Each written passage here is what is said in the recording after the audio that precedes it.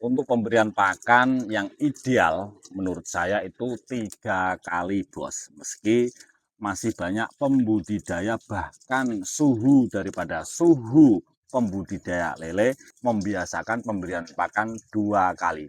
Semua tergantung keyakinan, Bos. Nak ra yakin ora sah dijalani. Neng, kalau menurut keyakinan saya yang paling recommended adalah 3 kali. Jadi pagi setelah air kolam terkena sinar matahari sekitar jam 10 atau setengah 11 menjelang siang.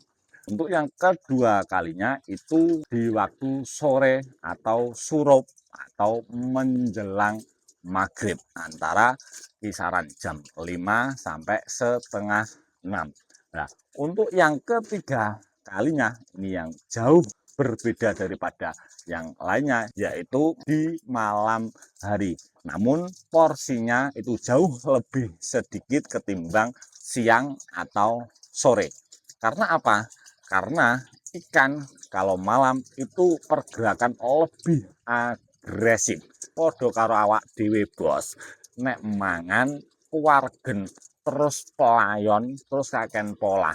Yo suduen, yo sakit no. Nah, oke, salam budidaya.